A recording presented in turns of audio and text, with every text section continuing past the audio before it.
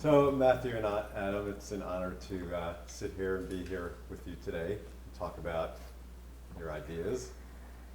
First, I'd like to just ask a little bit about, to both of you, about your, I guess perhaps a capsule summary of your life's journey to where you are right now and the ideas with Occupy Spirituality. Matt? Well, let's see. Yeah, as I said, you could a lot. I was in the Dominican Order for 34 years, a 700-year organization within the Catholic Church, whose practice is supposed to be contemplation and action. And I very much appreciated the training I got there as a Dominican and so forth. And some great minds and activists in history were from that tradition, including Thomas Aquinas and Meister Eckhart. But also in the 20th century, Father Chanou, the French Dominican who was my mentor when I studied in Paris, and he was a father of liberation theology, really, a grandfather. And he named the creation spiritual tradition for me. Then Father Skilebix, like Chanou, was very influential in the Second Vatican Council in the 1960s, really trying to reinvent Catholicism. And there are a number of great Dominican scholars of the past era that touched me. But I ran into trouble when I started publishing and thinking and stirring up ideas within the women's movement and the ecology movement and gay and lesbian movement. So this got me in trouble with Rome, not the Rome of the Second Vatican Council, but the Rome of Pope John Paul II and Cardinal Ratzinger. So they silenced me for a year, and then they, a few years later, they expelled me from the order after 34 years. Meanwhile, I was starting my own programs to teach spirituality. I developed a pedagogy because I realized you can't teach spirituality in a European model of education that leaves the body out and is only about clearing distinct ideas from the neck up. So that pedagogy has proven very successful. So I ran a master's program for about 21 years, and then I got expelled from Holy Names College, and then I started my own university, the University of Creation Spirituality. And we also started a doctoral ministry program where we define ministry as the midwifing of grace, or the priesthood as a midwifing of grace. So we invited people of all professions to come and get updated on spirituality, practice, and tradition. And it was very powerful. We drew a lot of diverse professionals, and they were very excited about it. And after 9 years of doing that, I turned it over to someone else and moved on.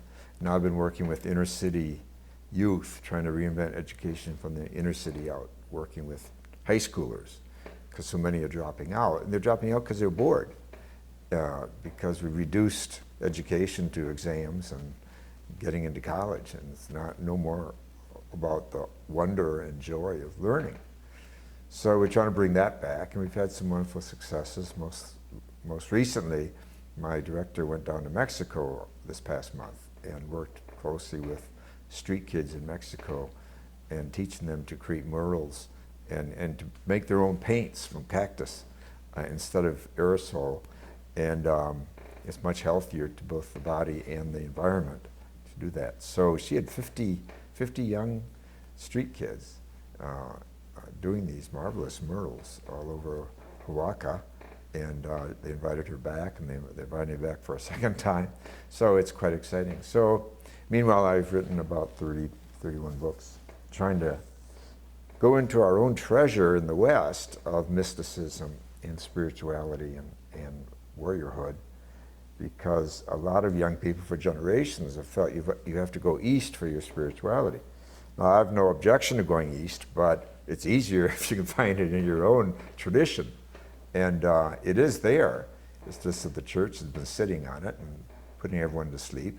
And in many ways, the synagogue has been too. So we have to dig deep, and that's what has always excited me, is going into our own roots to find our mystics. And of course, Jesus is one of them. So Hildegard of Bingen, Meister Eckhart, even Aquinas, people like that from old, but more recently, of course, people like Teilhard de Chardin and Thomas Berry and Father B. Griffiths and Dorothy Sola, and those. There are a lot of great voices that I think would speak to our hearts today if we were aware of them. Right. So you truly come from a very illustrious lineage Yeah. that doesn't get illuminated as well as it should, perhaps. Well, that's true. I like that word lineage. And yeah, I've been blessed to come out of the Dominican lineage. And in many ways, it was very, perhaps without knowing it, in the Middle Ages when it started, it was very Jewish. For example, the whole idea that study is prayer, or study is a yoga, we might say today. That's a very Jewish concept, but that was embedded in my training as a Dominican. And yeah, there's a lot there. Hildegard of Bingen, of course, her amazing music. Just today, I mentioned her to a woman at a service here in New York City. She's an opera singer, and she'd never heard of Hildegard. I said, Hildegard, she wrote the first opera in the West, 300 years older than any other. You never heard of her, So she got all excited. She's going to go home and listen to Hildegard. So yeah, we have these treasures that, frankly, we've been sitting on, and I think we've been sitting on them because the church has been more preoccupied with running an empire and legitimizing it for 1,600 years than it has with really teaching spirituality. And that has always been my passion. I very early I intuited that not all religion is spiritual. Yeah. And Adam, your own journey as to where you are now, be interested in hearing about that. Well, so my journey began in Poland. I grew up in Poland. I was born in 1975, so during the communist regime. And as a child, I saw all this craziness happening, with all the police brutality and the protests, the solidarity movement. So there was lots of violence, lots of friction, and also lots of hope. Because as a kid, essentially, early on, I realized that I had two choices. One, will I become an alcoholic? Or two, will I become an activist? Because really, there was no way of living in that society without making one of those choices. Wow. And so, quite a few of my friends,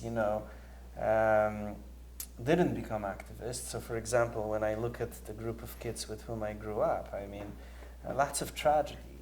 Two kids died in fights. One committed suicide. One is an alcoholic, and I think one turned out to be okay. And so I chose to be an activist early on.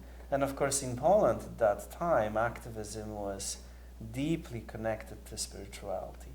At first through the Catholic Church, which at that point, stood on the right side of history, supporting the solidarity movement and really providing public rituals that could enable people to awaken their moral imagination, But then, of course, when the system changed, the church tried to hijack all the power, and I mean, that's when people became stopped being interested in what the church had to offer, including myself. It was very sad. And so, really, a lot of my spirituality was inspired by that time, by knowing, me as a child, knowing that, all this craziness that I'm experiencing, there's nothing to rely on, for security. And so I had to turn inward.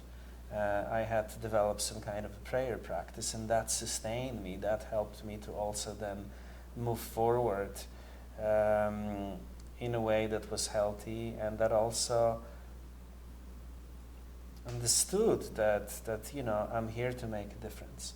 And in many ways, I consider that to be a blessing, that I grew up in that country and that time, because I experienced then that social change is not some kind of an intellectual idea, it can actually happen. And I saw it happening. And so I guess my spirituality and my orientation in life comes from that. later on, when I was 17, I came to the States with my parents, and at first it was a very problematic experience for me because as a young person, I couldn't speak any English. I felt alienated. And so that feeling of being lost really inspired me to go to a Hindu ashram, where I stayed at first for a few months. It was in America.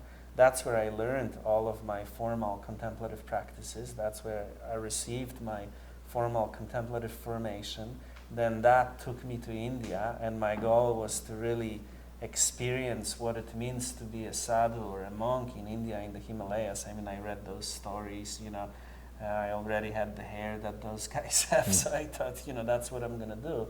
But on my way to this Himalayan hermitage, I met a homeless kid, and that really changed me. It broke me into pieces, but it also,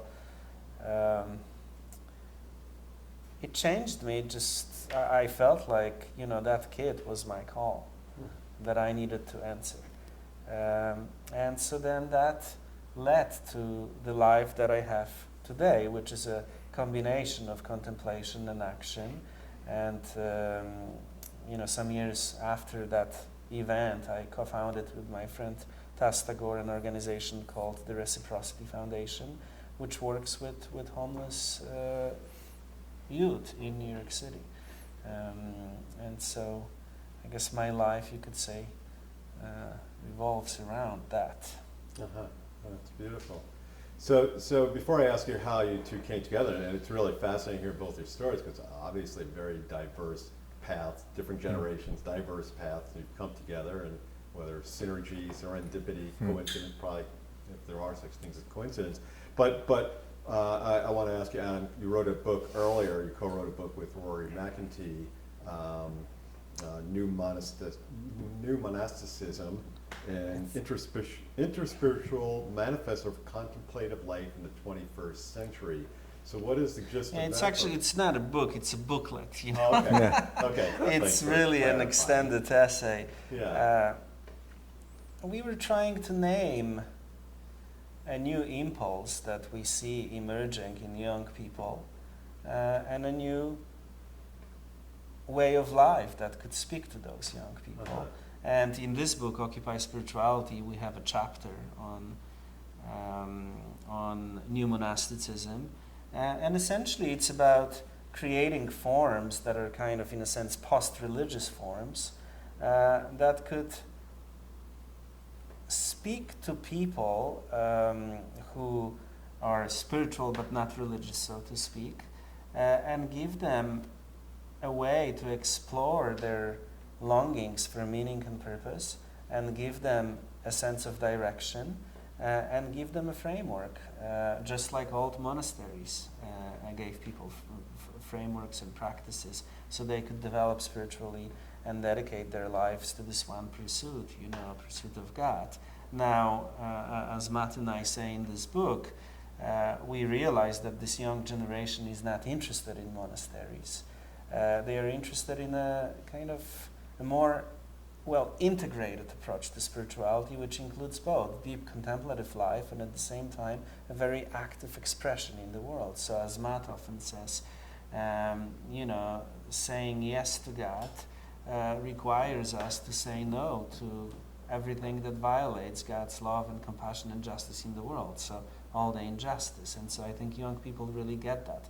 So that particular booklet is really about that, in a sense, how to give young people a specific form that can essentially help them to move into a mature spiritual life and allow them to express that in the world, so they can be a healing presence in the world.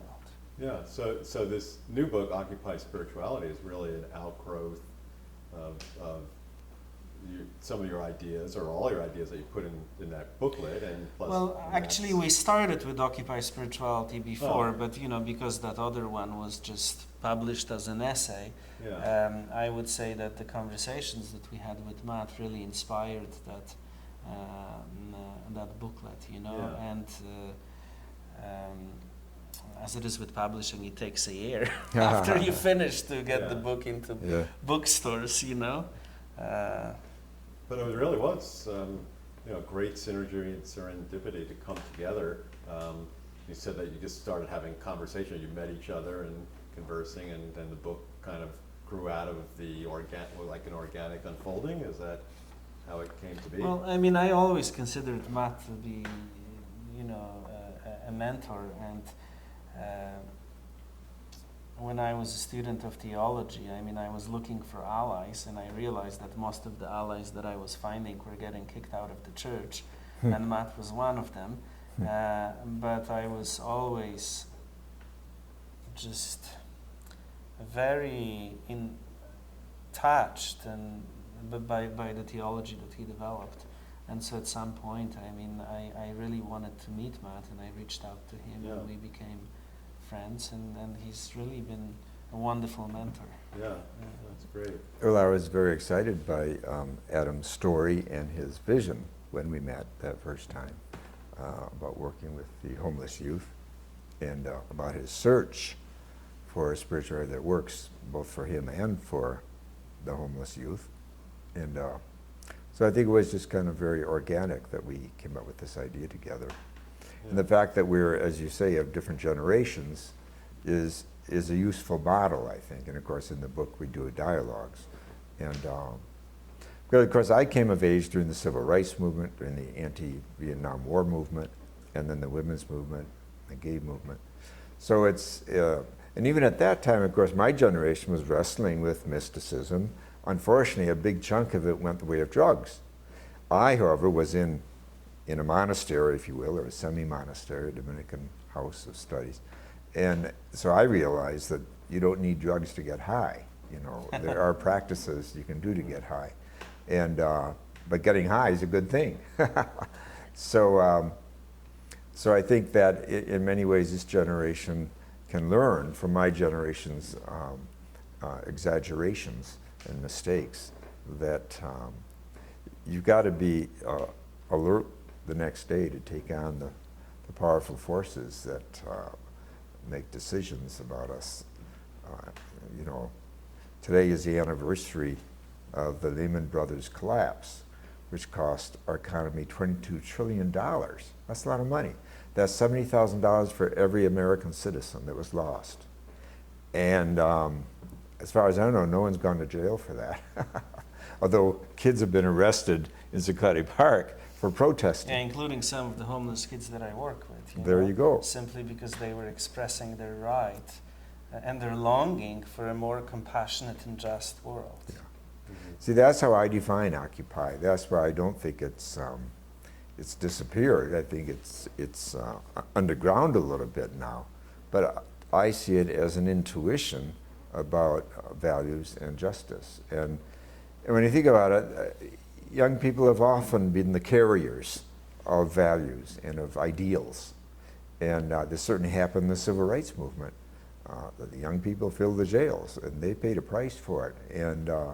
And they helped make it successful. Without them filling the jails, the Civil Rights Movement would not have succeeded as it did. And so, yeah, so it's not just about older people telling the young ones what to do. I think this generation's facing huge collapses of systems, not only the ecosystem, but also our economic, political, religious, educational systems for sure. So they're going to need all the creativity and the courage they can get. And they have a right to elders joining them. And so that's part of I think, the dynamic between Adam and myself. And we sent out surveys around the country. We interviewed a lot of youth leaders in different parts of the country on film, actually. And we learned a lot from them, and we try to integrate that into the book, too. Yeah, and the subtitle of the book is A Radical Vision for a New Generation. So what, if you had to encapsulate what that vision is, how would you say it? And then also, what was your hope in that you wanted to accomplish with the book? So those are two questions, I guess. Oh, you want to answer that? Yeah, I mean, look, the vision is actually very simple. And it's essentially what happened to kids when they went to Zakoti Park. They discovered their gifts, their talents, and then they decided that together they want to use those gifts and talents to build a more sustainable and just and compassionate world. And so that's the vision, that's the spirituality. The spirituality of this is about vocation, finding your calling, and then living in service of compassion and justice. So it's very simple, you know. It's really about discovering your authentic self and living deeply from the heart and creating a better world in the process, you know. And I think, you know, like for me, I would love for young people and for elders as well to read this book and to gather in circles around the country and to begin forming groups that could help accomplish that, you know. So both the young and the old could discover what that calling is, and then together figure out a way to create projects and enterprises and things around what that is. I think one of the most exciting things I've learned from Adam, and I've learned a lot, is how when young people come to his organization, they may have drug issues, they may have alcohol issues, they may have sex addiction issues, but he doesn't ask them about those things. Instead, they go deeper into questions about, you know, what's your goal in life? When does your heart break? What makes you feel really alive? And then, as he says, sometimes go and live in Zakoti Park. But the point is, once they answer these questions, these problems go away. I'm reminded of a woman I knew well. She was on my faculty for years. She was Native American. She had a drinking problem. And you know, it was something we had to deal with regularly. She was a wonderful teacher, a wonderful human being, but she had this problem. The day she was diagnosed with cancer, it ended. The problem ended. She never drank another drop. She was a different person. I think in some ways, what's going on in young people's lives, once they can name and face the drama, the peril that we're in as a species, that everything else takes its place and it lines up behind. First things first, and that's kind of what I define spirituality to be. Why am I here, and how am I doing, and how can we do better? And am I right though that these kids get cured of these issues? Yeah, absolutely. I think that, you know, like when kids have addictions, it's not it's an irrelevant thing for me, because what we try to do is to help them to touch the essence of who they are. And once they experience it with clarity, there's this aliveness that they discover, and then everything else just seems a bit fake. You know, so there's no reason to go back to that. And of course it's a process, you know, it takes time, but that's the way we choose to deal with those things. And I think that you know, discovering our authenticity and our spirituality, I mean, that's one of the reasons why we have so many addictions in this world, you know, because people feel empty, and so as a result they have to use all kinds of things to feel like they're alive. To fill the void. Yeah. Yeah, and people, young people, anybody, just look, well, especially young people, I think they don't put up with BS's and don't accept it as easy, and I think this generation even more, and they want meaning, and I think, you know, you're helping them understand that better. And that's where, like, you make a really good distinction right in the beginning of your book when you talk about the God of religion versus the God of life. Yeah. And I think that's what people want, like being spiritual, not religious. They want to know that God of life. Yeah, they want to know the God of life and not the God of religion or the God of Wall Street. And the God of Wall Street and the God of religion, I mean, those are the same. They're often in most cases. They're often in bed together. Yeah, they're often in bed together. Right. Absolutely. And I think that's very important. You know, it's not just the God of religion, but the God of Wall Street, all these other gods, if you will, these idols that a consumer capitalist culture lays out. Now, this generation is not so easily deceived. You know, it's very rare to find a young person who imagines that he's going to join a company, for example, and stay there for 45 years and get retirement and all the benefits. You know, that illusion is out the window. So there's a new economy going on here. For example, a lot of the young people we interviewed are living in community. I think their first motivation for living in community is economic. They can't afford an apartment alone. But in the process of living in community, first of all, they don't have full-time jobs. Most young people have half-time jobs. But that means they have more time in their hands. And they have more time for friendship and conviviality, for growing food in their backyard, for spiritual practices, whether it's yoga or Tai Chi or martial arts or something else. They have more time for political organizing and reading. And it's not necessarily about getting a degree, because getting a degree means you go into debt for $75,000. This is the case with a lot of this generation. So, you know, to me, this is a revolution, because their values are changing. They're learning the value of community and of diversity. I mean, we've been to some of these community places where there's someone from a Hindu tradition or a Sufi tradition or a Christian tradition all living together, sharing practices and all this. That's the thing. There's a revolution going on, and of course it doesn't make the main media, because the main media is, of course, owned by the same people who are running Wall Street and defining religion for us. So there's something going on. It's deep, and I don't think you can put this toothpaste back in the tube. I think the lessons have been too severe about how our economics has failed, and our politics are failing, and religion is failing. Meanwhile, the earth is in dire trouble.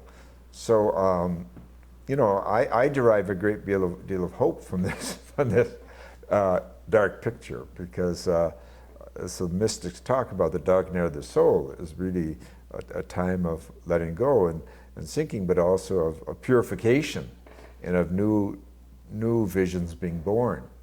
And I think this generation, those who are reflective in it, is very open to giving birth to new visions. And I think that's what the Occupy movement is about, whether it's in Cairo or Tunisia or New York or the other cities where it's alive. Yeah, and I think you both really model that very well. And it reminds me of a question I was talking to a little before, an observation I've made and others about this dichotomy between two camps, perhaps, of people interested in personal transformation and those interested in social transformation, and sometimes they look at each other askew. But the hope is that, you know, that there is an integration point. I mean, that's so necessary. So do you see like your book really tries to speak at that level of that integration point? And would you say? Yes. That's what the book is about. It's about connecting the personal and the social and all of that. But, you know, young people are beyond that dichotomy, I think. A few years ago, I remember I was part of this retreat organized by Contemplative Alliance, and it was a retreat for young spiritual people, young contemplatives from different traditions and no traditions. We had about 40 or 50 people, and we also had some elders. And it was very clear that for those young people, spirituality that didn't emphasize action was no spirituality at all. They weren't interested in going, you know, the Himalayas and sitting in a cave and meditating. I mean, yes, maybe for like a retreat, yes. But they were very clear that their spirituality needs to happen on the streets. Their spirituality needs to happen within institutions of this world. They are here to touch the essence of who they are, but then to bring that energy into the world. And so I think that many young people are already beyond that dichotomy. It's a conversation that belongs to the previous generation, in a sense, you know? And another conversation that belongs to the previous generation is this conversation about different religions, you know, getting along.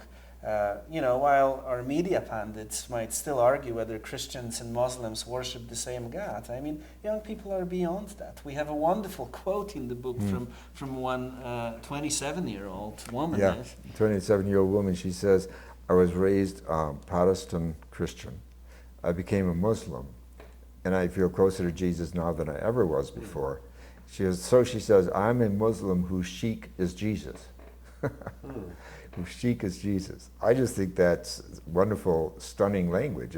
It flips things inside out, both Christianity and Islam.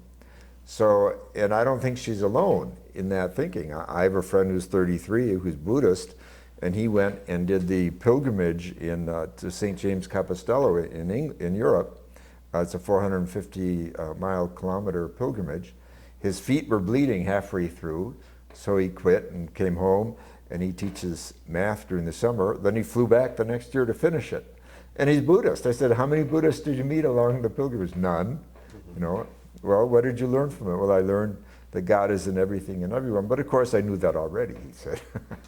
But I just think it's interesting. We have Buddhists during Catholic pilgrimages, and we have Muslims who seek as Jesus, and this is another world. And like he says, you know, the media is so far behind in this. It's pitiful. But this whole marriage of contemplation and action, we quote one fellow, Pancho, who's an activist in Occupy in Oakland, where I live. He's been arrested numerous times. While meditating, the police carry him away in his lotus position to the paddy wagon. But he says, it's time for contemplatives to become activists and activists to become contemplatives. So it is that mixing that we are about. And I think that's, I've always said from my very first writing, this is what adult spirituality is about. It's about both our yes and our inner silence and peace, but it's also about the peace and the justice we carry into the world and into our professions, into our work worlds. And we need, if you don't have both going, you're not yet an adult. Yeah, that's a good point. It's really taking down the walls that separate us, those dichotomies, and creating a more open world where we realize we have differences, but we're all the same. Yeah, and in our time we have these great monks such as Thich Nhat Hanh and Dalai Lama and Father B. Griffiths instructing us, you know, in how to kind of carry the distilled essence of a contemplative life into the world. And I think even they recognize that the era of monasticism is a luxury that is behind us. We all have to be activists. Everyone's responsible for seeing that the earth succeeds, that global warming and the rest do not overwhelm our planet. And none of us can be in the sidelines for that. Yeah, and another thing in that vein is something you said, Matthew, that I thought really thought was great. You said the first sign of spirit is courage. That's really like spirit in action. I'm glad I said that. I'm glad you caught that. Was that something that came to you spontaneously? I'm 72 years old, and all I know is I've learned that much from life. Yeah. That where there's courage, there's spirit. And when there is no courage, where there's cowardliness, spirit is not yet in the room. And I've learned this from many examples in my lifetime. I've learned it from the liberation theologian activists in Latin America who have laid their lives on the line time and again, including one of my students, Sister Dorothy Stang, was murdered in the Amazon just a few years ago, defending the peasants in the rainforest. But she's just one of thousands who lost their life. Oscar Romero, of course, is a prominent figure in that regard. But of course, we also learned it from the civil rights movement and the courage to fill the jails and the courage of young people who were literally murdered back in the civil rights movement. And of course, King and so forth. So, I think courage is really the bottom line sign. As Jesus says, by their fruits you'll know them. And courage has something to do with loving big. You know, King was once asked, how can you walk through Skokie, Illinois, knowing people want to shoot you? And his answer was, you have to love something more than the fear of death if you're going to live. So courage stands up to fear. It doesn't say there isn't fear. It just says that there's something bigger than fear, and that's love. It's a big heart. Cur large, big heart. And so we learn courage by falling more deeply in love with life and by hanging out with courageous people. Because I think courage is like a virus. It can grow. You can catch it from others. And that's one reason I think we study these great figures who demonstrated courage in their lifetime. And it's dangerous to put them on pedestals. We have to keep them, we want to know their clay feet too. How else could we identify with them? But we have to drink in their courage. And yeah, that's definitely my pitch. Yeah, and it's inspiring for any of us to see those who have lived by courage. And I think, and courage also, like what you were talking about, Adam, working with the kids you work with, helping them find their authentic selves. I mean, that's really, that in a way, that's also being courageous, to not be afraid of what is within and letting that blossom. And remember, for them, I mean, they've been so broken by life Right. that sometimes it takes courage just to get up in the morning. And as one of our mentors used to say, and you know, turn the sign on your door that I'm open, Yeah. you know, for business, meaning that, you know, they decide to essentially show up for whatever opportunities and things that they need to respond to. I mean, those kids have been extremely broken, so it takes so much courage for them to say yes to life, you know. Yeah. And how do you think we can create lasting transformation in our society and world?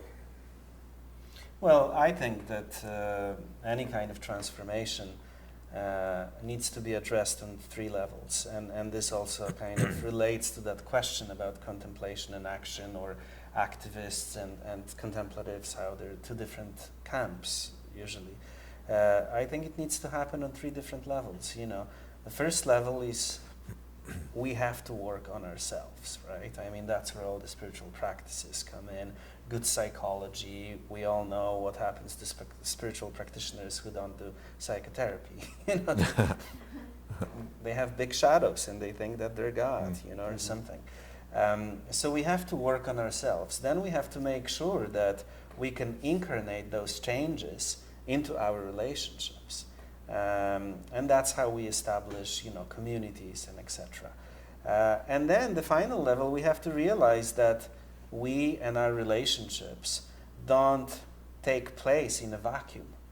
They happen within institutions, you know, within organizations, within cities, within countries, within corporations, churches, and etc. So we also have to address change on that level, you know, on the institutional level. And I think that as long as we continue to push those three areas, so to speak, and work in those three areas, we will be able to create a better world, you know. I was once asked a number of years ago, I was lecturing in Australia, and a young man asked, does creation spirituality, which is a tradition I've been trying to name for years, have a strategy for changing the world? And it was a great question. It was interesting that it came from a young person. I would guess he was about 22 or so in college. And what I came up with is, if we could reinvent forms of education, of worship, and of work, we would have a nonviolent revolution. And this really mirrors what I think what Adam is talking about. That if we can really bring values of compassion and justice into our work worlds, whatever our work be, whether it's teaching, whether it's politics, whether it's media, whether it's the ministry, whether it's art, if we can do that, and if we can rediscover ritual and its power. Imale Domi Somi, the great African teacher, says there's no community without ritual. So to the extent that ritual is dull, boring, insipid, or missing in our culture, to that extent, community is not really being energized. And and then education. How can we reinvent forms of education that educate all the chakras, not just the head, and in fact, one side of the brain of the head, called the left brain, which is Descartes' definition of truth, clear and distinct ideas. No, all the chakras, including our hearts, including our guts, where we feel outrage, moral outrage, and including our first chakra, where we connect to the earth. The reason the earth is in so much trouble is that so many people making decisions about the earth are thinking from the neck up. And religion, too, is praying from the neck up. So religion, this is where worship and ritual has to wake up. It has to include all the chakras, the body, and silence, as well as profound joy. So I feel these are three areas that if we really, what shall I say, started them spinning, we would have ourselves a nonviolent revolution. And I've seen transformations happen with the educational pedagogy that is conscious about bringing both sides of the brain and the other chakras. This is what I've been doing for over 35 years now, and it works. And the same is true with worship. We've been doing what we call the Cosmic Mass, which is bringing rave and dance into liturgy, and it has tremendous implications. It had tremendous results. We just did it for 1,000 people 2 weeks ago in Estes Park in Colorado under the aegis of Sounds True. The people of many traditions, there were Sufis, there were Jews, there were Christians, and we all got high on it, and it was a very healthy high. And and then I've seen people really take these values into their work worlds and reinvent psychology, reinvent ministry and so forth. So again, to me, this is not just theory. We are doing these things. This is doable. You don't get the support from mainstream, whether we're talking media or financing. So that's part of the courage, is to kind of live on the edge like he does, and like I've been taught to do, because what can I say? There's a threat when you're working at the edge to those who are doing pretty well in the middle. But the truth is that that's what a paradigm shift means, that what used to be at the edge eventually moves to the center.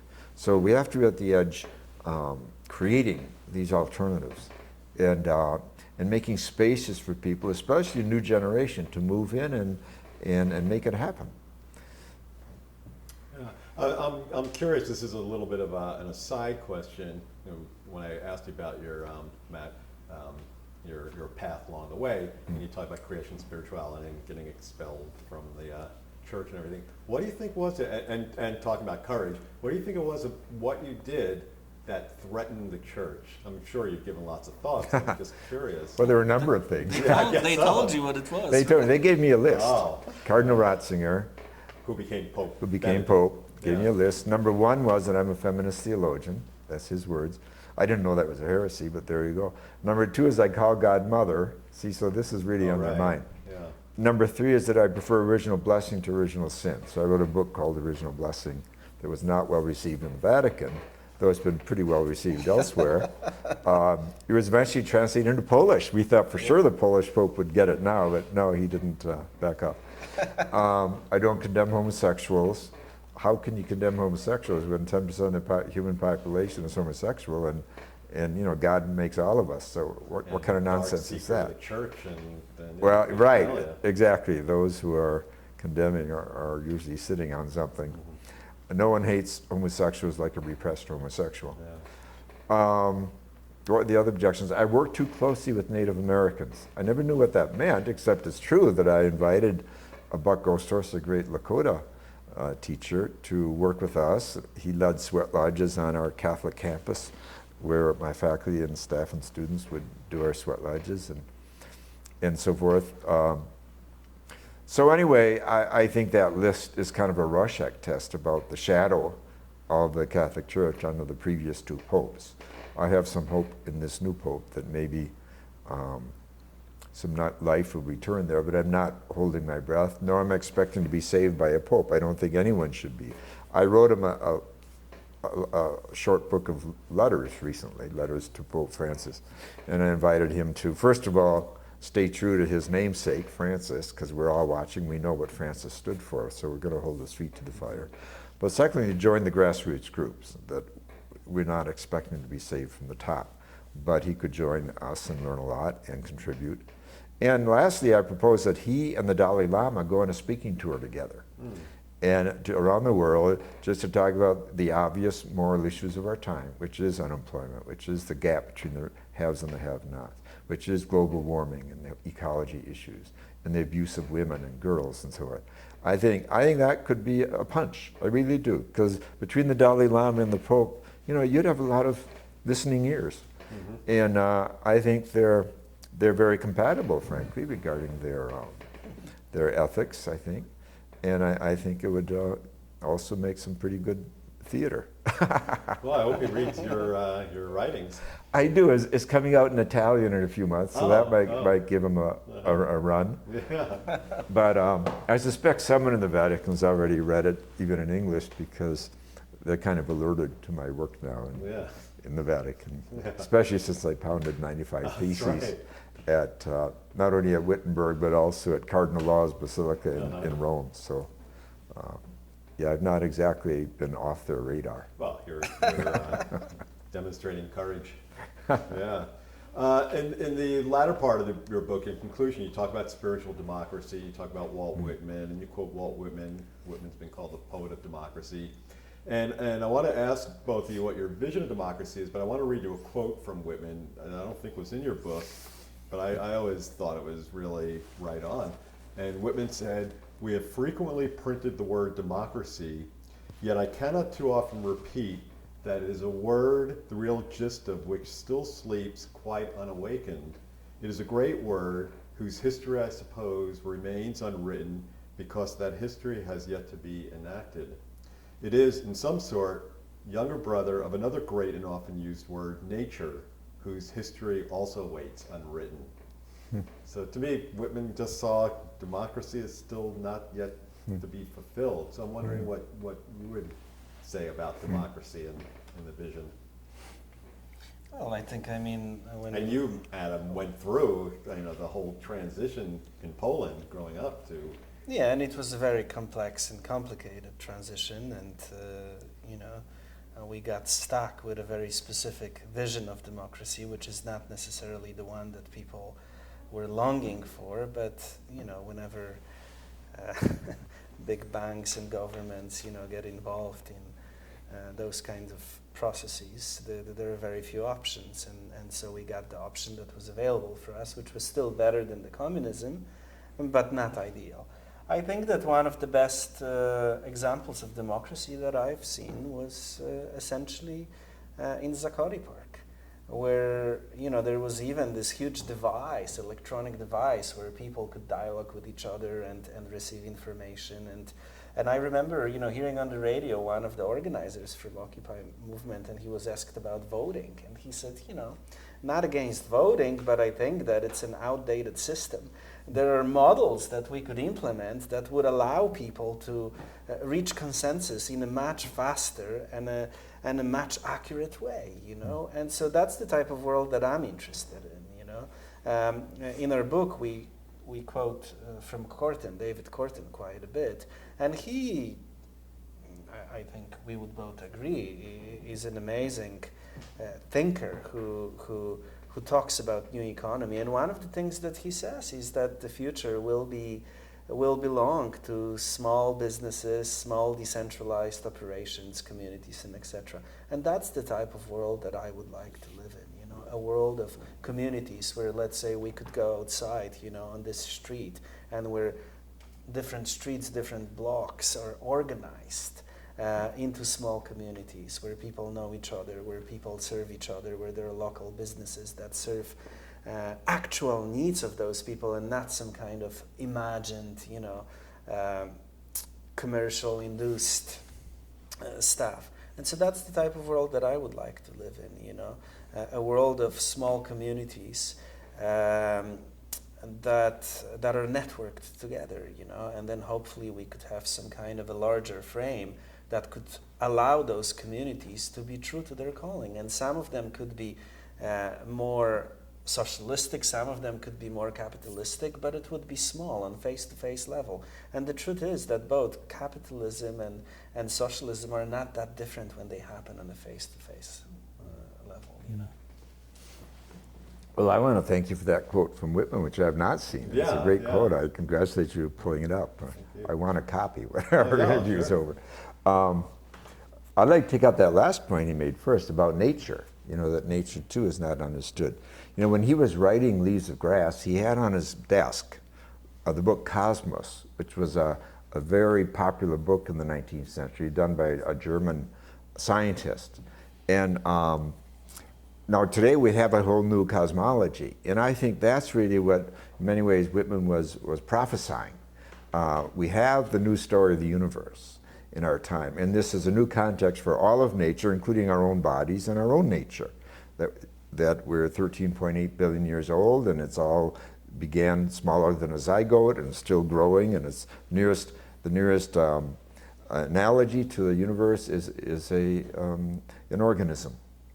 and this is very different from the mechanism under which Whitman was suffering, if you will, in the 19th century.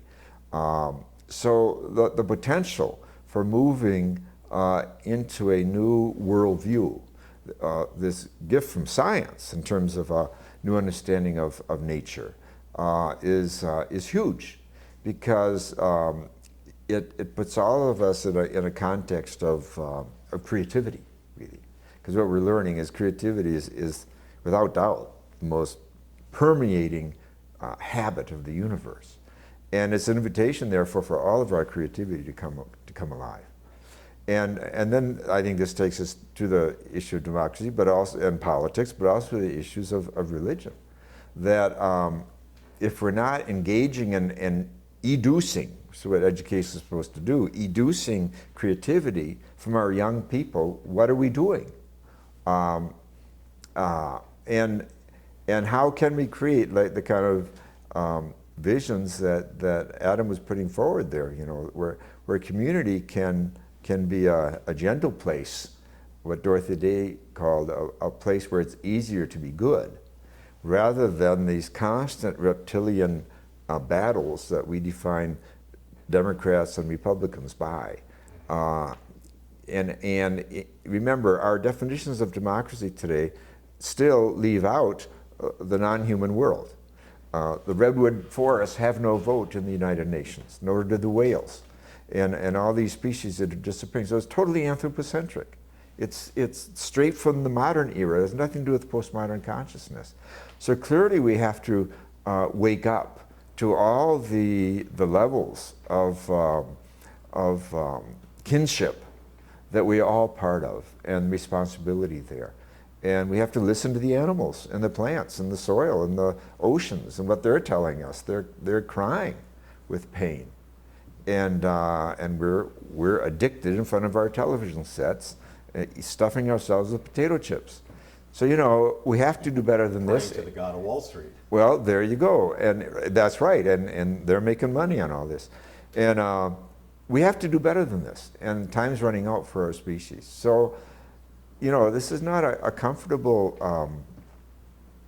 what can I say, conversation, in the sense that we have to be stirred to action. But I think action, frankly, can be fun, it can be celebrative, it can be joyful, at the same time that it's serious. And I think this is part of the consciousness of these postmodern times. You can be both serious and playful. And, you know, let's get it going. Yeah. And what do you think stands in the way of creating this new vision that you paint in your book? Well, of course, there are great powers, there are great forces that are very comfortable and are doing very well at this time. So there is that. There are powerful forces, institutional, political, financial, and so forth. But there's also the human shadow that we all drag with us, and of course, Adam was talking about that, the role of the shadow. We have to put it out there. The shadow of greed, the shadow of envy, the shadow of power for power's sake. It's always been with us as a species, and we have to address it. And this, I think, is where a lot of the spiritual technologies of the world religions could come in. Obviously, Buddhism has answers to some of this. I summarize it in terms of the reptilian brain. I think the reptilian brain needs to be tamed, and in favor of the compassionate and mammal brain. And how do you tame the reptilian brain? Through meditation. Because reptiles aren't very good at bonding, but they're great at lying alone in the sun. So solitude is their thing. And that's what I think meditation teaches us, is to be at home with solitude. And so I think we need to be teaching meditation at all levels of education, from preschool through dentistry school or law school. We all have to learn to calm that reptilian brain, or we'll continue acting like reptiles, which I think is, look around, that's what most headlines are about in the news every single day. And while we're at it then, we could take some of this ridiculous amount of money we're spending on militarism, which is $39,000 a second around the world, our species, and America's spending over half of that, so we're spending $20,000 a second. Let's take it back. Maybe we could begin by fixing some of our roads and schools and bridges, And then hiring teachers and paying them decently, paying them at least as much as we pay prison officers in prisons. And it's just, we're living in a pathological world and we think it's normal, but it isn't. It's abnormal to be so out of touch with the bonding that the human community can be about, and at times flashes and gives us hints of. The wonderful diversity of religions, the wonderful diversity of cultures and languages and ethnicities and dances and all that. Why can't we be celebrating these things instead of always reverting to reptilian war making and warmongering? Yeah, and I mean, just look at what happened at Zakoti Park. I think that situation really names what stands in a way. I mean, immediately those kids, they were non-violent. Mm-hmm. They were talking about creating a more compassionate world. During one of the first days of the occupation, they even had a special table where they brought donuts for New York City police officers, saying, hey, you're standing there, at least eat something, you know? And what happened? I mean, it just so happened that one of the banks gave a huge donation to the New York City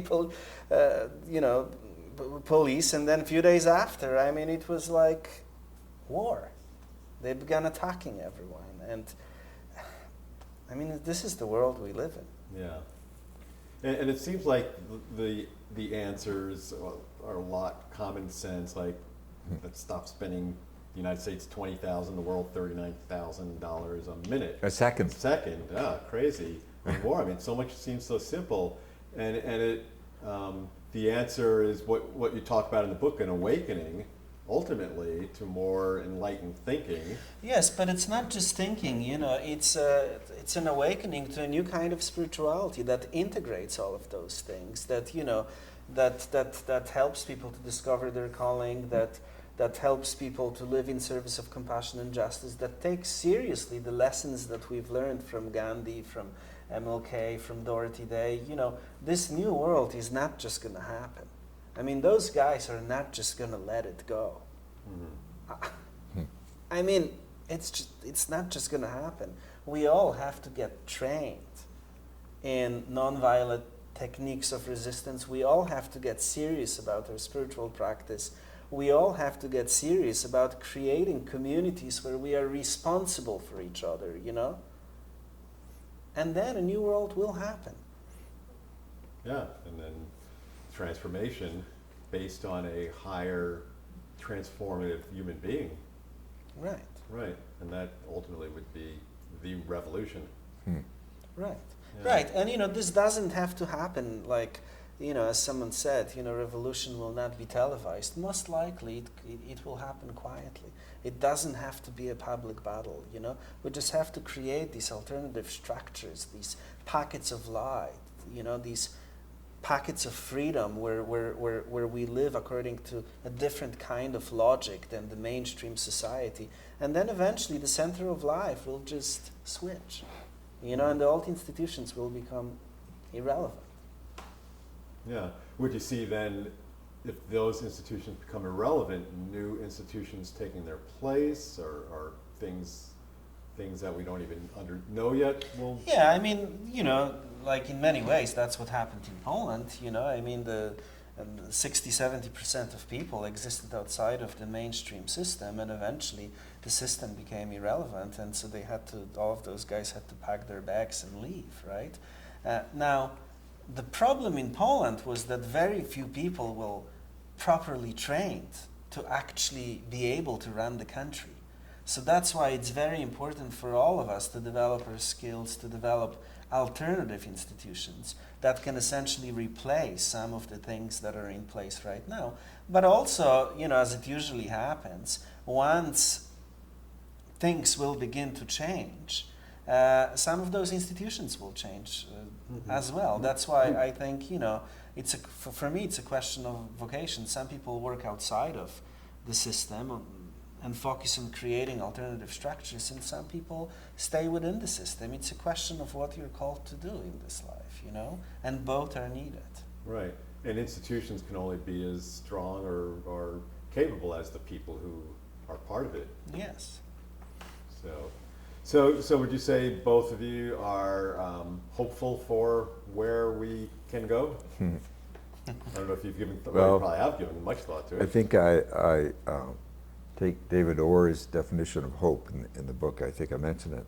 Hope is a verb with the sleeves rolled up.